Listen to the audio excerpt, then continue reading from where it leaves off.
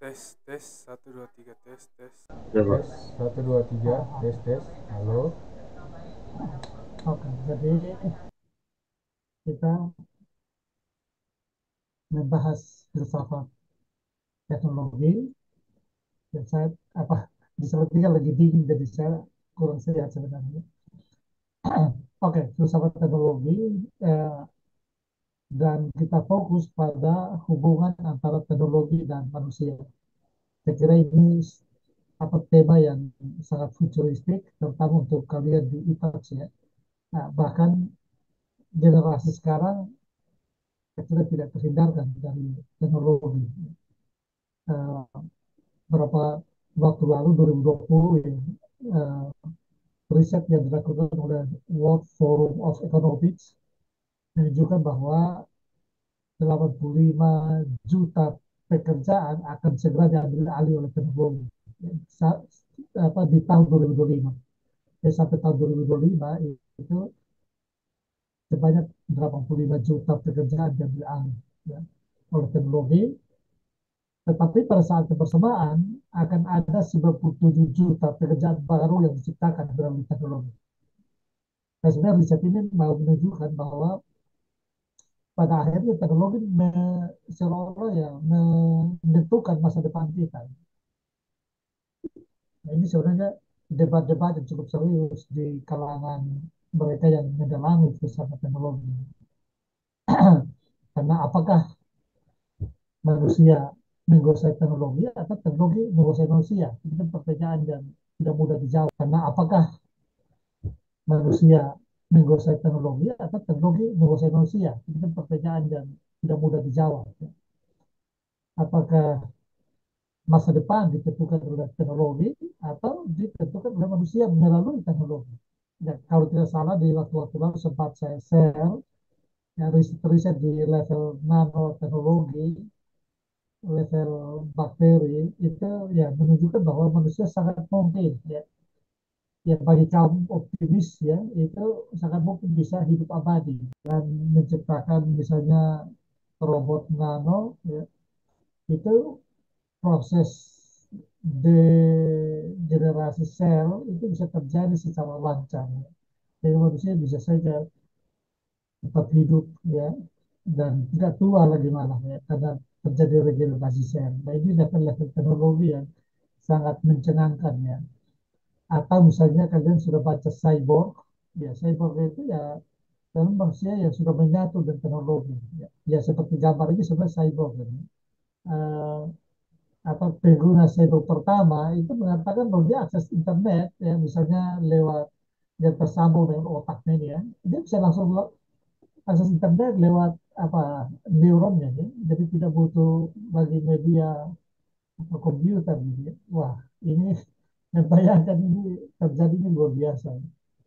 Bahkan kaum optimistik lain mengatakan bahwa sebagian besar anggota tubuh kita bisa digantikan dengan teknologi. Mungkin sejauh ini yang belum bisa tergantikan ya itu jantung dan otak itu ya. Tapi yang lain-lain bisa tergantikan dengan teknologi yang lebih elastis. Kalau kita mau menjadi manusia robot, ya tangan kaki bisa digantikan ya dengan bahan yang lebih elastis tapi kuat dan kokoh. Karena dia model sintetis sehingga kita tidak nampak memiliki kaki dan tangan palsu. Ya. Uh, dan ini melipat gandakan kekuatan manusiawi kita. Ya kita pada akhirnya melampaui yang manusiawi. Nah itu sebab pertanyaan pertanyaan serius berkaitan dengan ini adalah apakah teknologi menguasai manusia atau sebaliknya? Apa ada sistem algoritma lewat smartphone kita? Pagi-pagi dia sudah ingatkan kita. Sekarang suhu Anda seperti ini, tekanan darah Anda seperti ini, karena itu Anda harus makan ini dan harus hindari makanan yang itu. Jadi sistem algoritma lebih memahami kita daripada dokter atau bahkan diri kita sendiri. Nah, ini eh, yang membuat para teknolog atau filsuf teknolog menjadi sangat optimis ya, dengan teknologi masa depan. Nah, tetapi dengan presentasi ini saya mengatakan bahwa saya tidak mendukung pendapat itu. Ya. Saya yakin bahwa manusia lah yang menguasai teknologi dan bukan teknologi yang menguasai manusia. disebut dengan forehandedness. Ya. Forehandedness ini adalah kalau diterjemahkan dengan bahasa apa namanya, letterleh, artinya ada begitu saja, ya, terlempar ya, atau tergeletak, ya, begitu saja. Ya. Itu forehandedness. Ya. Nah, tetapi ada juga yang disebut dengan apa namanya, Zuhandenes. Ya. Zuhandenes adalah alat teknologi. Jadi Anda bayangkan Anda yang terlempar ke dalam dunia, lalu Anda melihat ada dasi yang lain, ada batu, ya, atau ada benda-benda yang lain yang tergelapak begitu saja, dan ada suara dari sini teknologi. Ya. Ini dia menjadi teknologi ketika Anda lapar, lalu Anda ingin mengambil buah ini. Ya. Nah, kalau mengambil buah ini untuk makan, Anda butuh alat. Kan kita ingin pakai ini untuk di apa namanya, jatuhkan buahnya. Ini bambu ini yang tadinya dia for ya, tergelapak begitu saja, dia bisa berubah menjadi teknologi alat bantu untuk Anda mengambil ini dan memakan itu. Jadi kategori-kategori benda di dalam alam semesta ini hanya tiga menurut um, apa namanya Jajar, ya. Yaitu dasen dan dasen yang lain atau manusia dan sesamanya, lalu Forhandenes, benda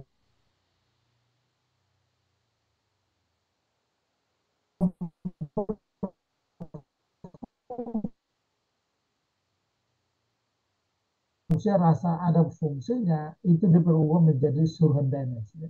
Tetapi juga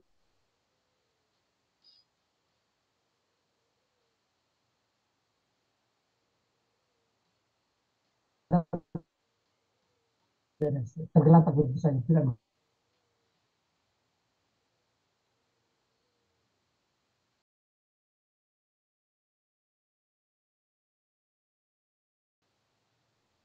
Nah, karena itu apa, teknologi adalah alat mediasi, mediasi bagi manusia untuk mengenali dunia. Kita lihat di sini ya, manusia, lalu dunia, ya, manusia, dunia, dan manusia berhubungan dengan dunia lewat teknologi. Teknologi adalah alat bantu bagi manusia untuk melihat dan memahami dunia. Ya. Nah, lewat teknologi atau ya manusia yang melihat dunia dari teknologi itu lalu membentuk pengetahuan dan persepsinya. Ya. Pengetahuan dan persepsi telah terbentuk ini lalu membentuk tindakannya, ya, aksinya. Ya. Jadi kita bertindak berdasarkan pengetahuan kita tentang sesuatu di alam semesta ini, dan pengetahuan kita tentang alam semesta ini dibantu ya oleh teknologi. Ya. Ini fungsi teknologi sebagai mediasi, ya, alat mediasi. Nah, Heidegger memposisikan teknologi dalam dimensi ontologis. Ya. Jadi uh, Heidegger coba menghindari untuk memahami teknologi sebagai sekedar sebuah realitas yang sudah ada tertanam dalam dunia, lalu Anda hanya menyingkapkan, ya, kebenaran itu keluar. Ya. Yang disebut dengan aletheia. Itu konsepnya sangat Kristiani, ya. Nah, aletheia artinya menyingkapkan, ya, kebenaran ke depan, atau software menciptakan sebuah software apapun itu yang diciptakan itu tentang pandangannya Heidegger itu adalah realitas yang sudah tertanam di dalam dunia, tapi Anda mengungkapkannya ke depan, Anda menyingkapkannya dan membawanya ke depan sehingga dilihat oleh dasi-dasi yang lain, oleh manusia yang lain. Ya. Itu dimaksud dengan menyingkapkannya ke depan, ya. Mengemukakannya ke hadapan. Ya. Jadi sebenarnya apa namanya, ya sederhana ya, hal yang sehari-hari kita alami ya, tapi karena kita tidak biasa membahasakannya, maka kita seakan-akan rumit ya, tapi sebenarnya biasa saja. Ketika Anda menemukan sesuatu dalam bahasanya Heidegger, Anda membawa dia ke hadapan, ya, untuk dilihat oleh orang lain. Nah, yang kedua itu realitas fisis, ya. Itu merupakan bentuk poesis yang tanpa dibantu, ya, dia meningkatkan dirinya sendiri. Misalnya Anda melihat ya bunga-bunga yang indah, gunung yang indah, dan macam-macam itu kan sudah indah dari sononya. Alam sudah ada di alam. Ya. Jadi tidak perlu disingkapkan ke depan, tidak perlu bawa ke hadapan, karena dia sudah bisa mudah dilihat dengan sendirinya. Ya. Jadi itu dua bentuk apa namanya realitas. Nah, poesis atau mengemukakan kehadapan itu oleh Heidegger disebut dengan aletheia.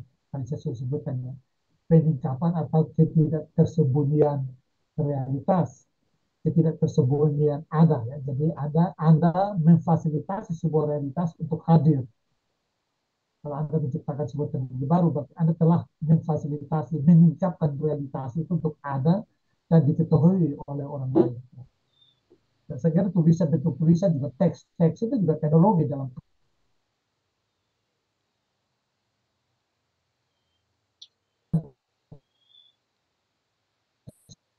sebuah realitas.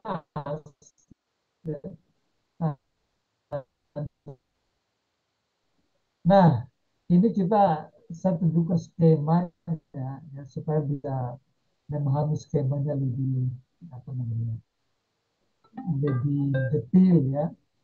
Jadi seperti saya sudah sebutkan tadi, manusia dan teknologi, teknologi sebagai mediator ya, alat penghubung antara manusia dengan dunia. Artinya lewat teknologi manusia memahami dunia. Ya, lewat teknologi tekstur keterpahaman dunia menjadi lebih kenal, ya, lebih. Nah, di sini kita lihat misalnya dalam hubungan antara manusia dan teknologi, ya, hubungan manusia dengan dunia lewat teknologi itu misalnya lewat waktu. Ya.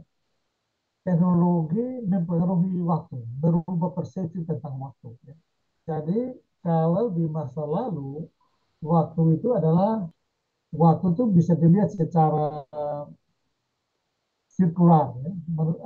Boleh dikatakan waktu itu waktu di zaman tanpa teknologi itu kan kita lihat waktu itu seperti misalnya kita lihat musim ya, musim panas, musim dingin itu waktu dialami ya. Uh, dan dia bersifat sirkular karena musim panas akan kembali setiap tahun ya, dia akan kembali, musim dingin juga akan kembali, musim buah katakan misalnya musim buah durian ya, nah itu akan kembali juga ya. Musim semua musim-musim buah atau musim apa itu akan kembali. Pada waktu bergerak secara sirkular maka dia akan kembali setiap apa masanya waktu akan kembali ya, musim-musim tadi saya sudah sebutkan tadi ya, musim uh, buah tertentu atau musim panas musim dingin itu semua akan kembali, tetapi kemudian teknologi muncul sehingga waktu dipersepsi ya. Misalnya ambil contoh misalnya waktu kemudian dipahami dengan jam ya. Ketika jam tangan ditemukan itu waktu dia jadi bersifat linear, lalu muncul kata-kata seperti apa namanya kesempatan tidak akan kembali lagi ya, time is money dan macam-macam kayak gitu ya. Itu ungkapan-ungkapan yang menunjukkan bahwa waktu telah diperangkap dalam teknologi, waktu seolah telah ditangkap dalam teknologi sehingga dipersepsi bersama teknologi ya. um, Orang tidak lagi memahami musim-musim itu ya, musim buah atau musim dingin panas itu berdasarkan teknologi yang diciptakan ya. Yang ada di jam tangan Anda dan hanya menunjukkan jam berapa ya, dan mau kegiatan apa yang kita lakukan ya. Jadi jam yang telah merubah persepsi waktu itu telah membuat kita berubah, sikap kita, persepsi kita tentang waktu menjadi berubah ya. Kita tidak lihat waktu sebagai sesuatu yang aktual yang misalnya dikaitkan dengan musim tadi, musim dingin, musim panas, musim buah dan macam-macam itu. Tetapi waktu sekedar sebagai sebuah alat penunjuk. Ya. Nah, sehingga menurut apa namanya Heidegger, dengan cara itu maka waktu telah direduksi ya, oleh manusia.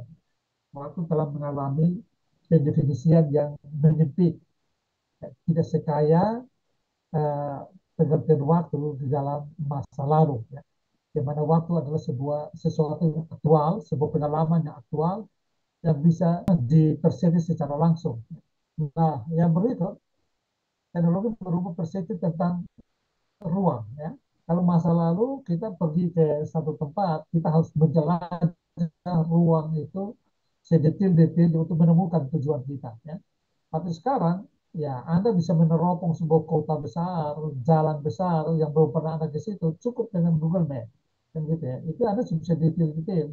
Tahu persis gedung ini terletak di mana, ya contoh pos di mana, hotel ini di mana, itu bisa apa. Jadi kita meneropong ruang di masa teknologi ini dengan alat bantu teknologi seperti kita berada di atas ya. Ada seperti posisi sebagai elang gitu ya, yang meneropong ruang dari tingkat tinggi atas untuk melihat detail-detail ruang. Anda bisa tahu ukuran luasnya itu dengan melihat koordinatnya, melihat hubungan antara garis-garis di situ ya, lalu untuk menentukan ini kota ini luasnya berapa, misalnya berbatasan dengan apa, secara detail. Tapi kalau di masa lalu, ruang harus dijelajahi secara manual.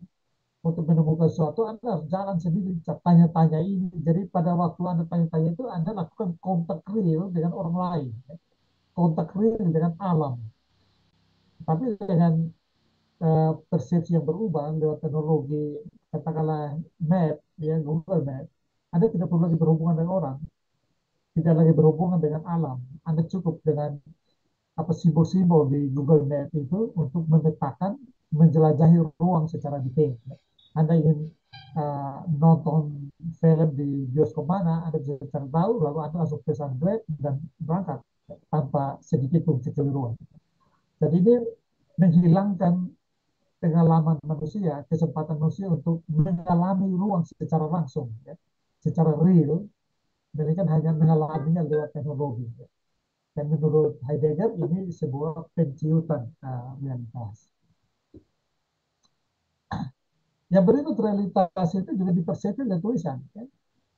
Pada masa lalu budaya tutur itu lebih kuat. Orang mengajari, katakanlah mengajar untuk berbuat baik, sopan, santun. Ya. Nah, itu kan diajarkan secara langsung ya, berulang-ulang pada setiap saat acara-acara adat atau dalam keluarga dan bahkan ditunjukkan dengan keteladanan ya. Karena pembelajaran pada masa lalu itu pasti dengan keteladanan. Tapi sekarang dengan teknologi tulisan, semua ajaran-ajaran moral, kita ambil contoh saja ya, moral, ajaran moral, itu dia sudah dipaparkan dalam bentuk tulisan. Orang mau belajar tentang etika, kebaikan di satu tempat tertentu, cukup dia baca. Gitu. Nah, akibatnya apa? Akibatnya pengetahuan itu tidak mengendap. Ya.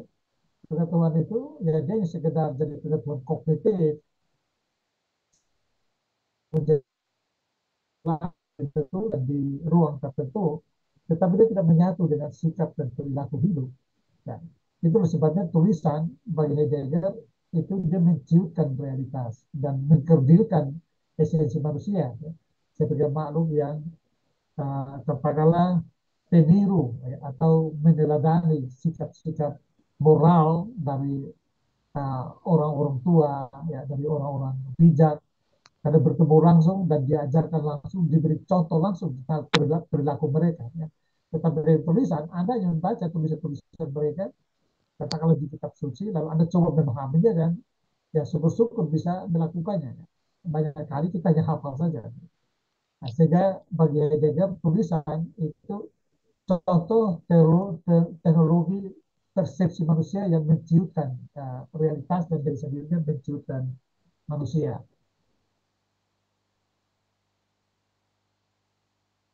Lalu pertanyaannya adalah apakah manusia bisa menghindari teknologi? Jadi seolah-olah yang dipaparkan tadi dari Don Ide, Heidegger kok pesimis semua tentang teknologi ya. Apakah bisa dihindari teknologi? Ya, Don Ide maupun Heidegger tidak bisa karena alam semesta itu sendiri sudah bersifat teknologis. Ya. Nenek moyang kita dulu untuk mereka apa namanya katakanlah makan daging, mereka menggunakan batu sebagai teknologi untuk membunuh hewan, ya kan, atau melempar buah. Jadi itu teknologis.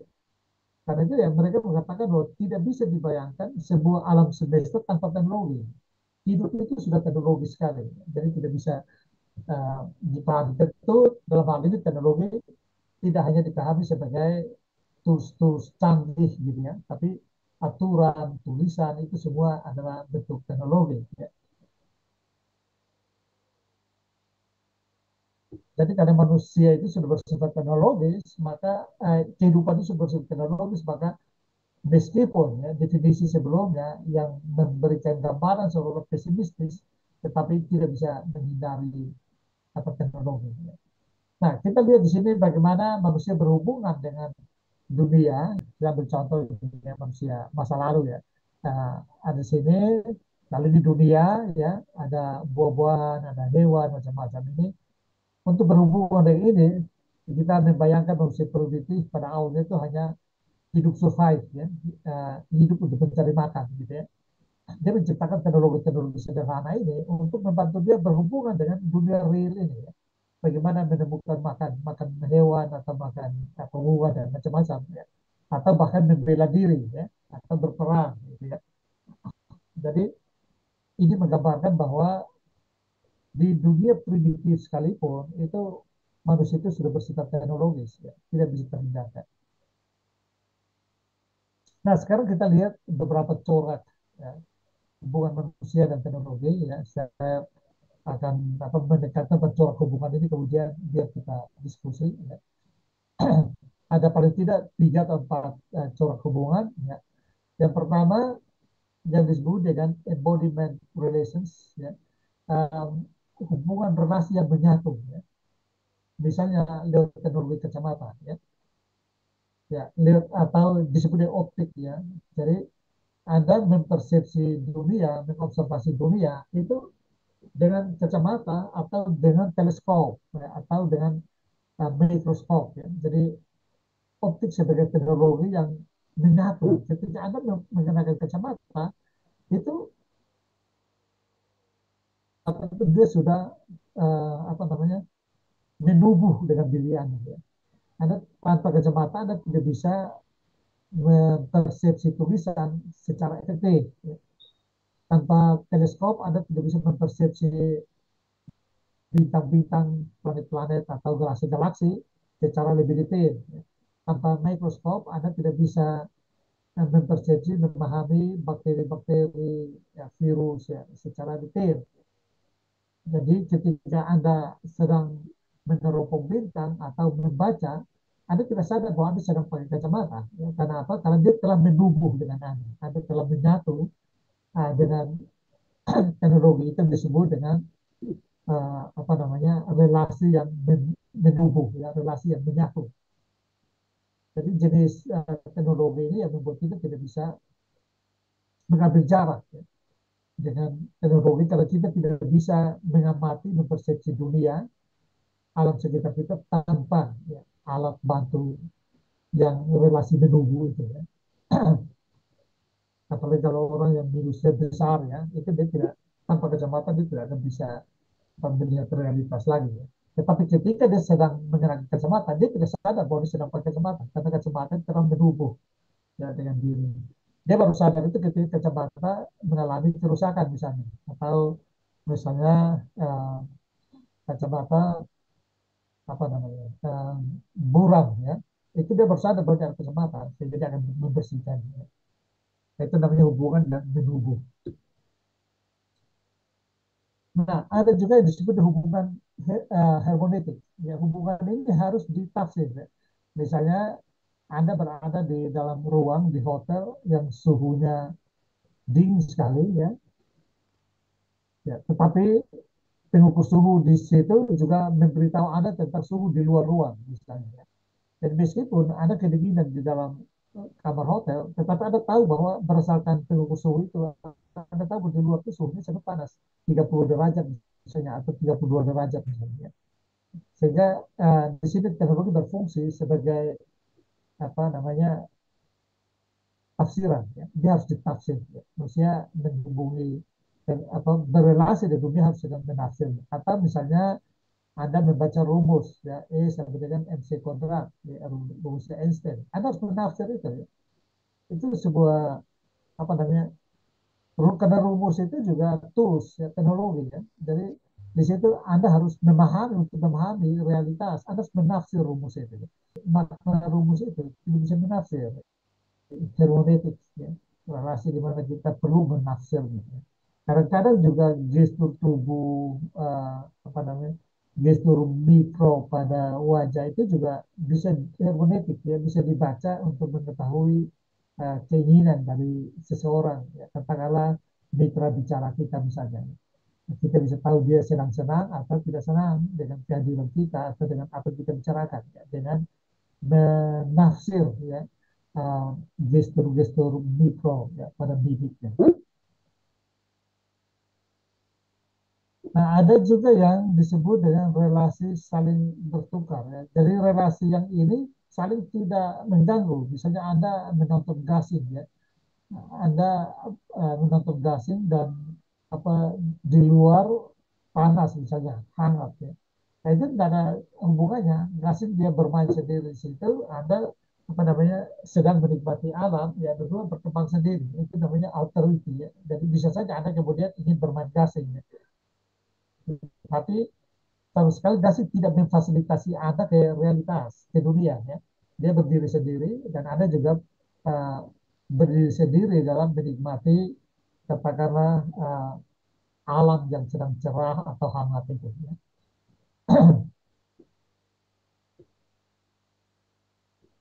Yang berikut relasi latar belakang, ya, background.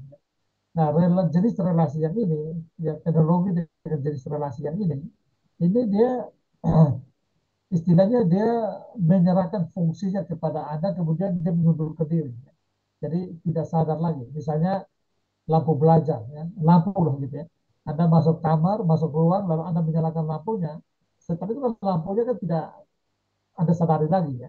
Jadi istilahnya lampu menyerahkan diri, menyerahkan fungsinya kepada Anda, lalu dia mengundurkan diri ya, menjadi latar belakang, background. Anda tidak sadari lagi, tidak perlu cek-cek lampu kecuali lampunya bermasalah gitu ya. Atau AC juga begitu. Ketika menjalankan fungsinya, dia lalu mengundurkan diri sehingga Anda hanya menikmati fungsinya tanpa menyadari. Ya. Karena dia telah mengundurkan diri dan hanya menjalankan fungsinya. Jadi kita lihat di sini berbagai jenis-jenis relasi ya, antara manusia dan teknologi. Ya. Tentu Anda sebagai orang yang belajar teknologi, Anda bisa mengidentifikasi apakah masih ada jenis ya, teknologi lain yang uh, apa namanya belum dijelaskan ya, oleh Heidegger dalam bentuk-bentuk relasi manusia dan dunia seperti ini. Ya. Nah, saya kira ini slide terakhir ya. Saya biar saya selesaikan satu kali supaya nanti diskusi ya bisa apa namanya maksimal ya. Jadi bagi saya teknologi itu uh, sudah realitas konkret. Ya. Teknologi itu sudah ada dalam realitas konkret.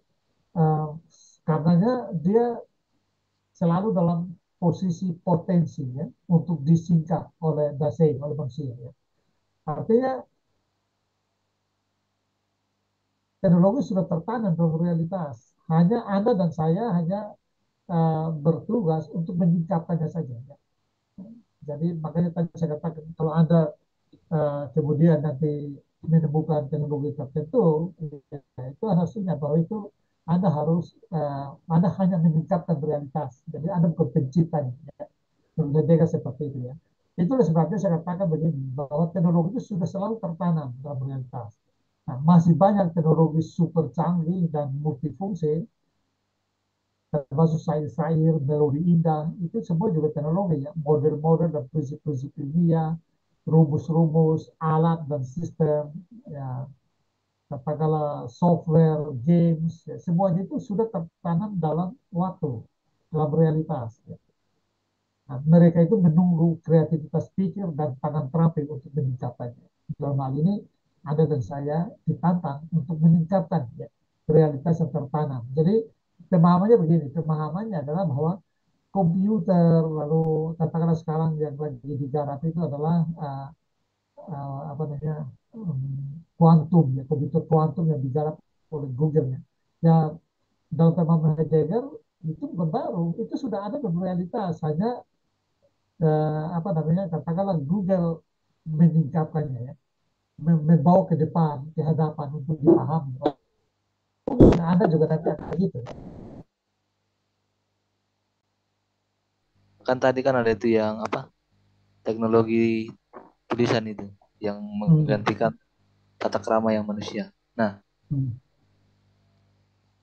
dengan adanya teknologi tulisan itu, apakah bagaimana peran itu agar tanpa kayak langsung menerapkannya di lapangan kan itu tadi kan yang menggantikan bahwa manusia itu langsung praktekkan di lapangan tentang sopan santun tata krama. Hmm. Nah, bagaimana teknologi itu hadir dalam dunia ini agar bisa lebih kayak tanpa kan tidak menuntut kemungkinan ini bahwa teknologi itu akan selamanya menjadi maju. Nah, bagaimana teknologi itu bisa berperan dalam membuat tata krama atau kesopanan itu Hmm.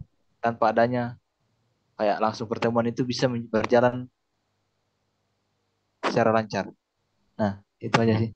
Terima kasih. Hmm. Oke. Aduh, ini Albert, ini pertanyaan sulit sebenarnya ya. Karena apa? Karena kita sudah katakan sudah terlanjur ada dalam sebuah masa di mana narasi tulisan itu sudah mendominasi ya. Belajar pendidikan formal ini kan membawa apa namanya literasi tulisan gitu ya. Jadi orang jadi dianggap primitif kalau buta huruf tidak bisa membaca gitu ya. Tapi pada saat yang bersamaan dia memutus sistem-sistem pendidikan tradisional ya. Di masa-masa tradisional biasanya di hadapan umum kalau anak katakanlah lakukan sesuatu yang tidak pantas itu bapaknya bisa pukul dia langsung di tempat umum gitu ya.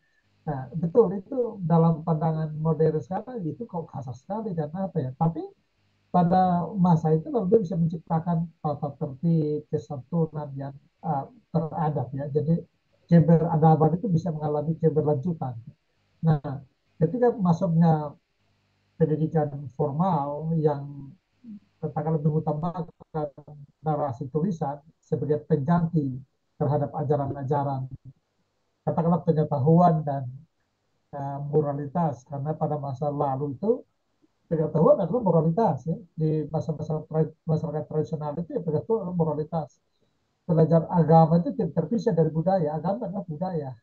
Uh, katakanlah ajaran agama itu adalah sekaligus acuan tindakan dalam komunitas. Ya. Jadi orang bertindak di luar dari apa yang dianggap sebagai moralitas agama itu dia langsung bisa dapat hukuman gitu ya. Nah kita kalau kalian baca misalnya bangsa Israel atau apa ya di Alkitab ya, itu kan kesalahan-kesalahan yang langsung ditegur ya bahkan dapat hukuman yang sangat keras pada masa itu ya masa-masa di mana Tuhan berbicara langsung ya dengan bangsa Israel gitu ya. Nah dalam pendidikan kita juga seperti itu ya. Di masa-masa lalu tuh narasi tutur ya itu dia disertai juga dengan contoh ya, keteladanan gitu. Jadi orang dianggap apa tidak beradab katakanlah begitu kalau ya di rumah tidak beradab ya. Jadi ajaran orang tuanya yang tidak beradab.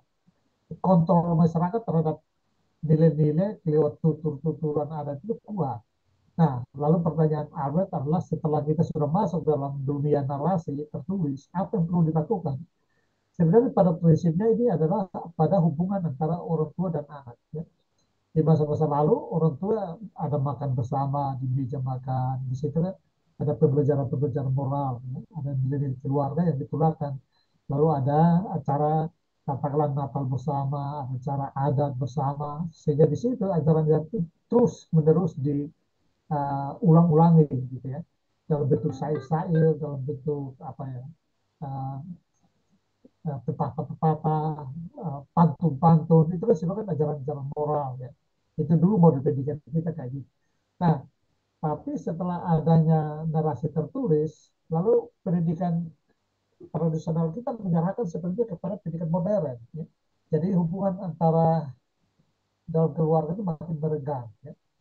Nah, bisa apa orang tua dan anak bisa tidak pernah ketemu ya masing-masing pulang di kamar saling asik dengan HP-nya sendiri. Ya, jadi sulit bertemu. Nah, pertanyaan berarti penting karena kalau kita mau lakukan apa namanya mengembalikan ya hubungan-hubungan keakraban supaya nilai-nilai kekeluargaan itu bisa berlanjut ya mengalami sustainabilitas. Ya mungkin ada baiknya diciptakan teknologi uh, yang kira-kira meningkatkan intensitas hubungan komunikasi ya, antara orang tua dan anak ya. Ini tentu kita mengadakan orang tua yang betul masih sangat peduli dengan ajaran moralitas, orang tua yang betul masih punya acuan nilai-nilai keagamaan yang patut diteladani ya. Nah, tapi kalau tidak begitu, memang kita sudah sulit. Harus ada intervensi komunitas, entah lewat pendidikan modern, lewat aturan pemerintah, atau apapun itu aturan komunitas. Tetapi dalam aturan-aturan itu lalu dia bisa meningkatkan relasi-relasi yang intens antara um, katakanlah manusia dan keluarga intinya ya atau komunitas terdekatnya. Jadi barangkali ya kalian uh, ke depan kalian ya bisa ya menciptakan teknologi seperti itu ya. Kalau Facebook itu dulu jejaring pertemanan ya barangkali tidak kita buat jejaring-jejaring yang hanya berisi keluarga inti misalnya. Jadi tiap hari kalau tidak sempat bertemu barangkali ya bisa membangun apa namanya uh, kebersamaan entah dengan cara apa tentu tergantung dari katakanlah yang mau menciptakan teknologi sesuai dengan kepentingan.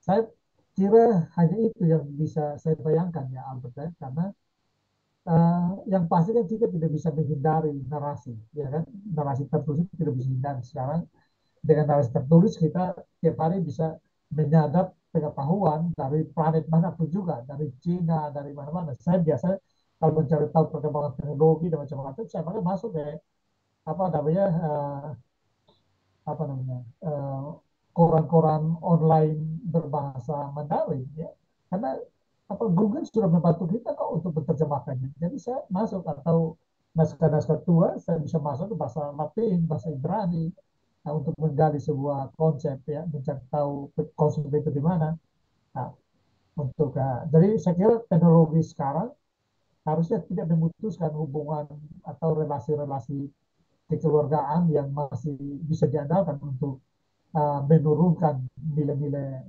adab, nilai-nilai apa namanya etika dan macam-macam itu ya. Itu hanya perlu ya adaptasi teknologi untuk apa namanya memastikan ya, bahwa mekanisme itu masih berjalan, tidak ditinggalkan ya. Kalau dalam pengamatan saya memang sudah banyak tertinggal ya orang hubungan. Anda bayangkan dalam satu rumah ya lalu apa tiba-tiba bisa saja satu anggota keluarga tiba-tiba saja dia terpapar misalnya apa namanya ideologi sesat misalnya. Karena apa? Karena informasi di zaman sekarang dia langsung datang kepada personalitas, datang ke orang langsung ya. Dia bukan masuk ke keluarga. Kalau dulu ada tamu yang jahat masuk ke keluarga, itu kan langsung bisa ditegur bapak ya.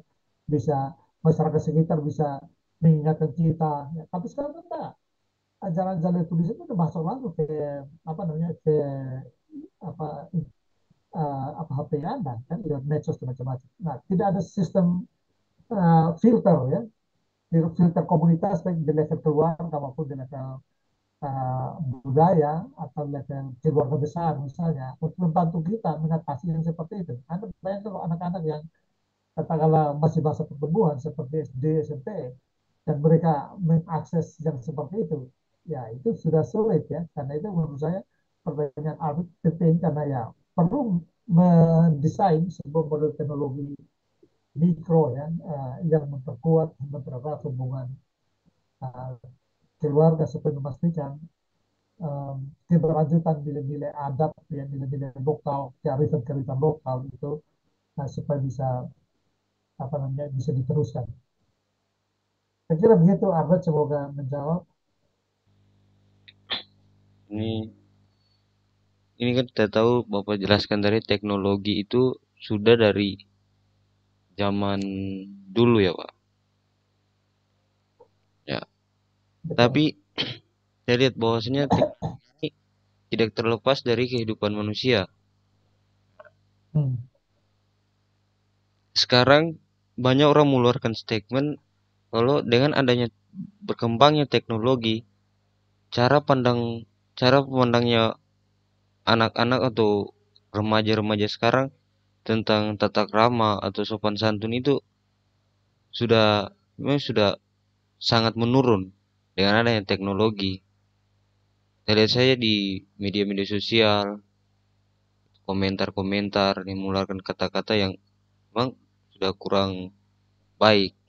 Nah, jadi bagaimana pandangannya Bapak melihat hal tersebut?